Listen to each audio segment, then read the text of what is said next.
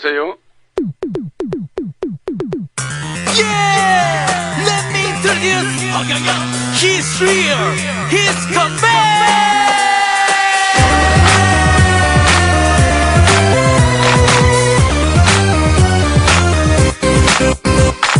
내 눈을 바라봐 넌 행복해지고 내 눈을 바라봐 넌 건강해지고 허경영을 불러봐 넌 웃을 수 있고 허경영을 불러봐 넌 시험 합격해 내 노래 불러봐 넌 살도 빠지고 내 노래를 불러봐 넌 키도 커지고 허경영을 불러봐 넌 더 예뻐지고 허경영을 불러봐 넌 잘생겨지고 아침 점심 저녁 내 이름을 3번만 부르면 자연스레 웃음이 나올 것이야 망설이지 말고 Right now Call me, touch it with me. Everybody call me, touch it with me. Everybody 난 너를 원해 난 너의 전화를 원해 바로 지금 두려워하지 말고 내 이름을 불러봐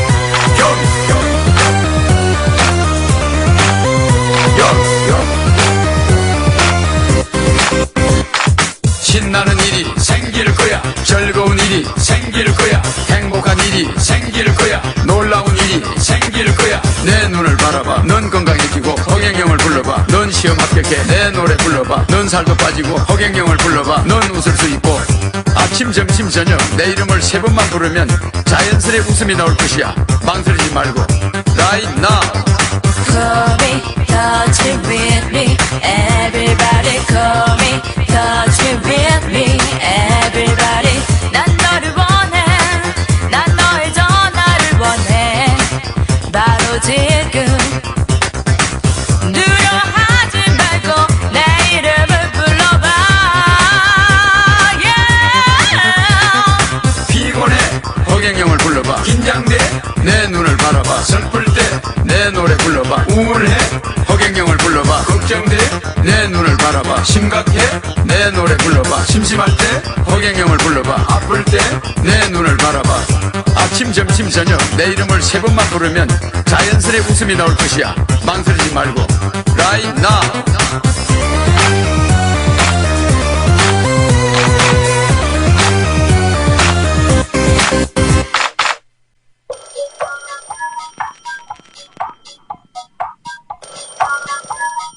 여보세요? Yeah! Let me introduce He's real! He's come back!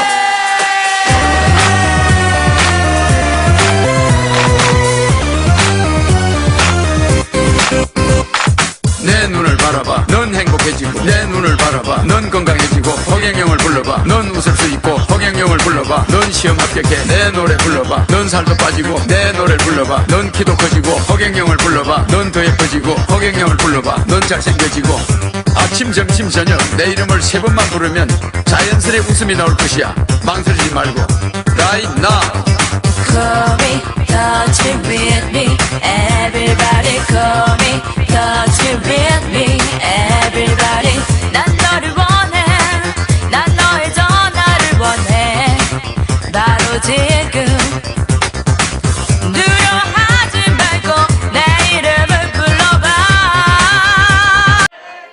그리고 여러분들이 콩나물이기 때문에 알기가 쉬울 거야.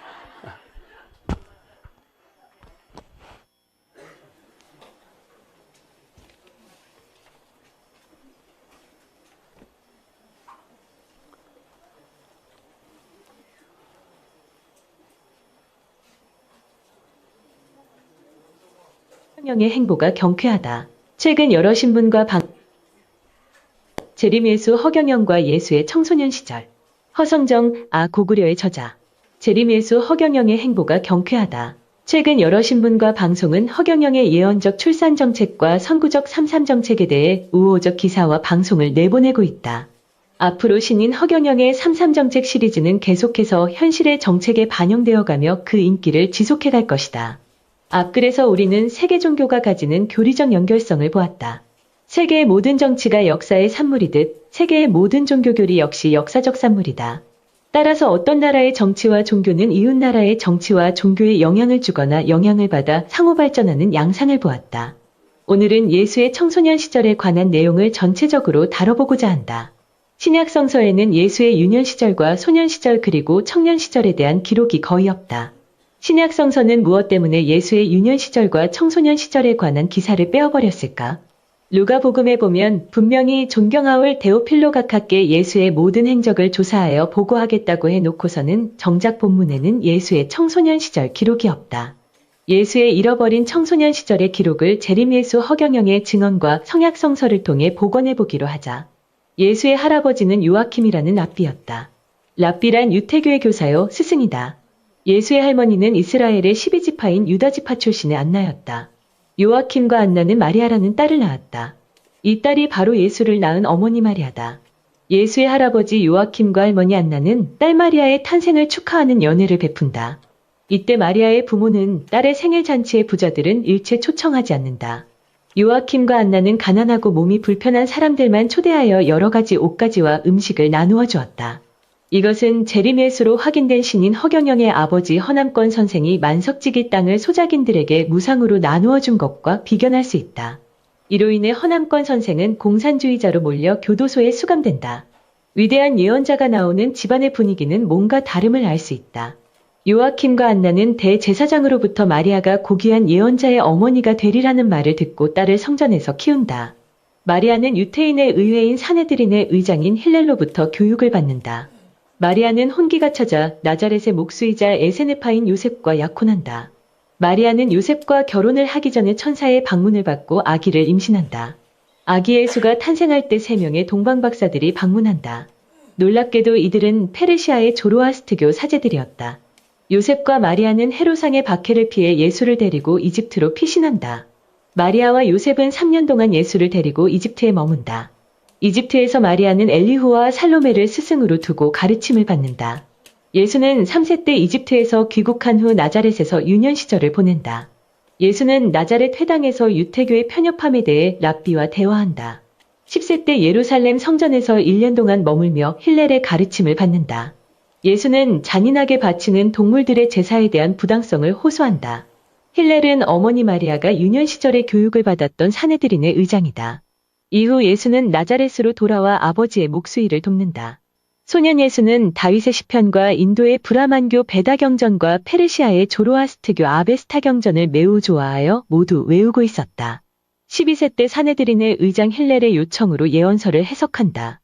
이때 예수는 인간이 인간에게 행하는 불공정에 대해 말한다.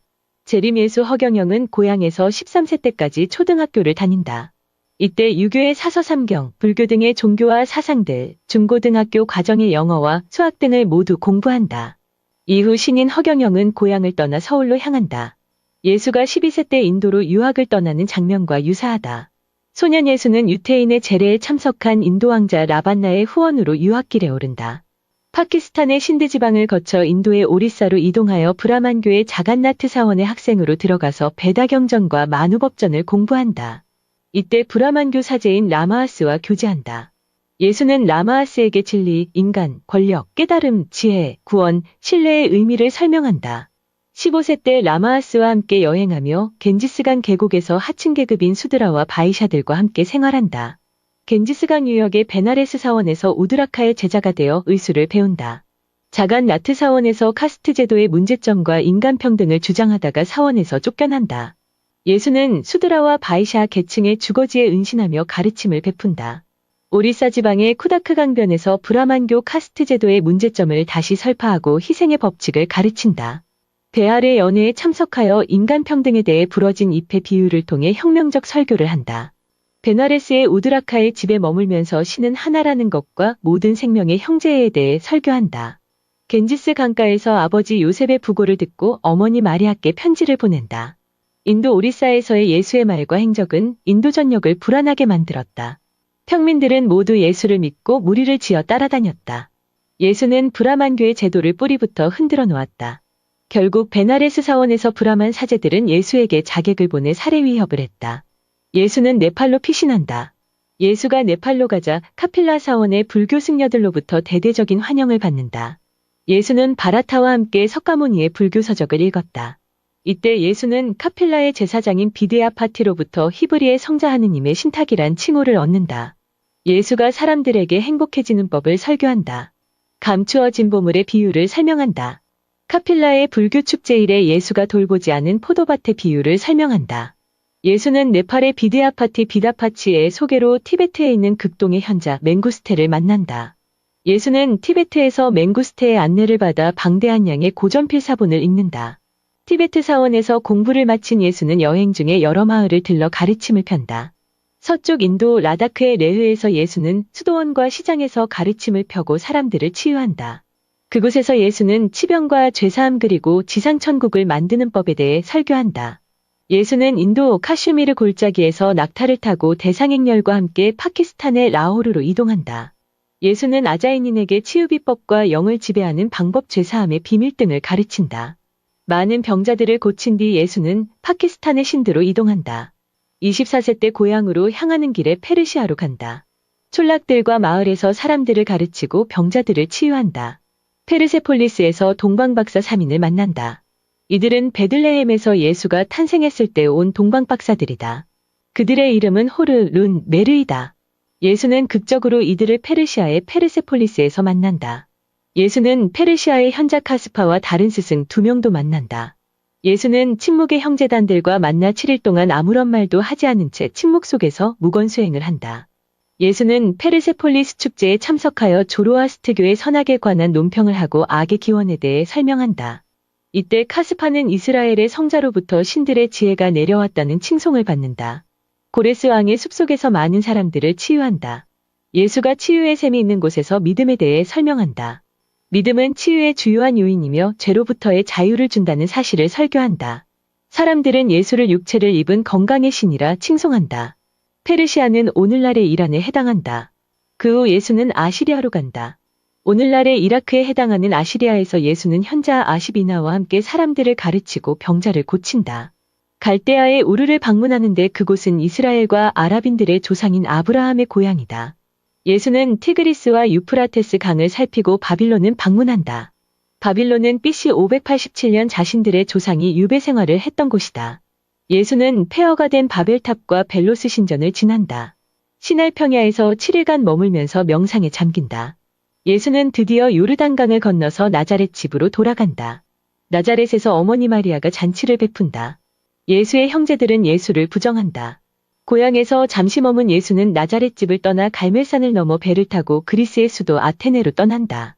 그리스의 아테네에서 현자 아볼로를 만난다. 그리스의 원형극장에서 에테르와 성령에 대해 장대한 연설을 행한다. 예수가 델포이로 가자 델포이의 신탁은 쇠퇴할 것이고 높은 곳에서 로고스가 왔다. 임마누엘을 경배하라라는 신탁이 터져나왔다. 여기서 예수는 살아있는 신탁으로 칭송되었다. 아볼로의 집에서 40일간 머무르며 사람들을 가르친 후 마르스호를 타고 이집트로 출항한다. 이집트의 조안에서 어머니 마리아의 스승 엘리후와 살로메를 만난다. 다시 헬리오폴리스로 가서 형제단에 가입한다. 이때 예수는 7가지의 시험을 거치고 그리스도라는 호칭을 받는다. 그 후 알렉산드리아의 세계 7성자들의 모임에 초대되어 참석한다. 세계 7성자들의 모임에는 해당 시기에 세계 보편교회의 구상을 발표하는 곳이다. 극동에서는 맹구스테, 인도에서는 비데아파팁, 페르시아에서는 카스파, 아시리아에서는 아시비나, 그리스에서는 아볼로, 이집트에서는 마세노, 히브리에서는 필로가 모였다. 집회의 목적과 개회사가 시작되고 7일간의 침묵이 있은 후 7개의 보편적인 원리를 제시하였다. 7명의 현자들은 만장일치로 예수를 하느님이 이 세상에 보낸 현자들의 우두머리로 받아들일 것을 결의한다. 그들은 연꽃타관이 씌인 예수의 머리 위에 손을 얹고 축복하였다. 7명의 현자들은 한 목소리로 하느님을 찬양할지어다 그리스도여 영원하소서라는 축복의 메시지를 보낸다. 7명의 현자들은 또다시 7일간의 침묵을 지켰다. 침묵 후 예수는 7명의 현자들에게 자신의 사명과 미래와 관련하여 다음과 같은 뜻깊은 연설을 한다. 생명의 역사가 7명의 현자들이 결의한 7개의 보편원리에 잘 요약되어 있습니다. 이들은 우주교회가 세워질 7개의 확실한 초석입니다. 나는 나에게 주어진 일을 할 때 놓인 위험을 잘 알고 있습니다. 그것은 쓰디쓴 잔일 것입니다. 나는 성령의 뜻에 나를 맡길 것입니다. 내가 하는 말은 나 자신의 것이 아니고 그분의 말씀입니다. 나는 그분의 의지를 행하는 것입니다. 나는 교회의 모형을 만들기 위해서 보내졌습니다. 사랑의 하느님의 아들이며 그 사랑 위에 모델 교회가 세워질 것입니다. 나는 낮은 신분의 12제자들을 선택할 것입니다. 그들은 12가지의 불멸의 사상을 대표합니다. 그리고 그들은 모델 교회가 될 것입니다. 혈육으로서의 친족인 내 유다 가문은 나의 사명을 이해하지 못할 것입니다.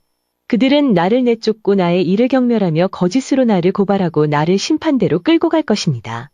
결국 그들은 나에게 유죄를 선언하고 십자가에 매달아 죽일 것입니다. 그러나 인간은 결코 진리를 죽일 수 없습니다. 그들이 나를 추방하더라도 더 큰 힘으로 진리가 울려 퍼질 것입니다. 결국 진리가 세상을 정복할 것입니다. 모델 교회는 죽지 않고 살아날 것입니다. 비록 세속 사람들이 이기적인 목적을 달성한다 하더라도 소수의 사람들은 영혼의 나라를 발견할 것입니다. 그리고 더 나은 시대가 올 때 우주교회는 7원리 위에 설 것이며 주어진 모형에 따라 세워질 것입니다. 이제 때가 왔습니다. 나는 예루살렘으로 나의 길을 갑니다. 그리고 우리 아버지 하느님의 이름으로 영혼의 왕국이 7언덕 로마 위에 세워질 것입니다. 그리고 세상의 모든 백성과 부족들이 그 안으로 들어갈 것입니다. 평화의 왕자가 권력의 보좌에 앉을 것이고 그때 삼위일체의 하느님은 만유 안의 만유가 될 것입니다. 예수는 세계 7편자들의 모임을 마치고 갈 길을 떠나 예루살렘으로 돌아왔다. 그리고 갈릴레아의 고향 나자렛으로 갔다. 예수는 갈릴레아의 요르단 강가에서 요한에게 세례를 받는다. 이때 하느님의 음성이 들리고 성령이 비둘기 모양으로 예수의 머리 위에 앉는다. 이 사실은 예수가 그리스도라는 표징을 나타낸 것이다. 그 후 예수는 자기 성찰을 위해 광야로 간다. 40일간 광야에서 마귀들로부터 3가지의 시험을 받는다. 예수는 그 시험을 모두 극복한다. 이때부터 예수는 마침내 그리스도로서의 사역을 시작한다. 이상에서 보는 바와 같이 예수는 12살부터 이스라엘을 떠나 구도의 길로 들어섰고 24세까지 인도, 네팔, 티베트, 히말라야, 이란, 이라크 등을 돌며 병자 치유와 영성 사역을 담당했다. 예수는 잠시 고향에 들렀다가 다시 그리스와 이집트로 가서 마침내 구도의 완성을 본다. 이것은 허경영이 14세 때 고향인 경남 진주를 떠나 18세까지 33가지의 직업 내지 죽음에 직면하며 인간이 경험할 수 있는 모든 고난을 경험하는 것과 비교된다. 40세부터는 정치, 경제, 사회의 혁명 모델인 3.3 정책을 발표하여 세계의 정치, 경제, 사회 혁명을 주도적으로 이끌고 있다. 70세부터는 본격적인 영성혁명을 주도하고 있다. 축복과 백국 명패를 선포하여 인류로 하여금 영원한 생명의 실체를 경험하게 해주고 있다. 신약 성서가 예수의 청년 시절을 기록하지 않은 것은 분명 성서 기록자들의 직무유기다. 청년 시절의 예수에 관한 행적은 오늘 소개한 성약 성서에만 국한되지 않는다. 재림 예수로 한국 땅에 다시 오신 허경영의 증언에 의해서도 상당 부분 새로운 사실이 밝혀지고 있다. 이스라엘과 아랍권이 불구대천의 원수로 지내는 것은 모순이다. 그들은 혈통으로는 같은 아브라함의 후손이다. 또 그들은 한때 같은 종교와 문화를 공유한 형제국일 뿐이다. 신인 허경영의 초종교에 관한 이상이 첫 번째로 결실되어야 할 국가는 이스라엘과 아랍권이다. 신인 허경영의 보폭이 점점 세계화되고 있다. 허경영을 알아보는 사람들의 수가 점점 늘어나고 있다. 낭중지추라는 말이 있다. 호주머니 속의 송곳은 결국 돌출된다. 허경영의 등장은 역사의 필연이다. 감추인 것은 드러나기 마련이고 비밀은 알려지기 마련이다.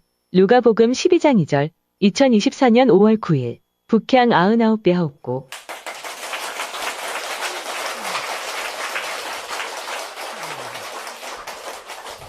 그러니까 사진 영상 요게 지금 요 이야기가 40년 전에 30년 전에 KBS에서 방영했어. KBS에서 예수의 행적 해가지고 요 예수가 지금 방금 나온 요 거리를 다니는 거. 요게 한양대학교 민희식 교수. 한양대학교 민희식 교수가 발표한 내용과 똑같으네. 알겠죠? 한양대학교 민희식 교수라고 있어요. 그 교수가 30년 전에 KBS에 이걸 발표했어요. 그래서 KBS에서 다큐멘터리로 나왔어요. 이게 1시간인가 했습니다. 그래서 저게 지도로 나와가지고 예수가 다닌 것이 지도로 다 나와요. 지금 이것이 아시아의 인도하고 지도로 해서 방송을 한 적이 있어요. 그래서 그때 한양대학교 민희식 교수라고 그 이름도 내가 안 잊어버려요. 여러분 인터넷 치면 나올 거야. 민희식 교수. 그 사람이 종교 저 예수의 루트를 연구한 사람이야. 그래가지고 발표를 해서 KBS가 방송을 한 적이 있어요. 그래서 굉장히 실제 이야기입니다. 그러니까 내가 예수로 있었던 이야기는 자세하게 여러분이 알 필요는 없는데 그래도 이렇게 소상하게 나와 있잖아. 저게 대부분 맞는 이야기예요. 신이 오는 거야. 그래서 사이클이 6,000년이야. 여보세요? 알겠지? 아담 이후 2,000년 만에. 알겠지? 그러니까 그 결국 사이클이 내가 올 때까지 6,000년이 걸린 거야. 그래서 6,000년 만에 정리가 돼. 들어가라! 천사, 들어가라! 천사.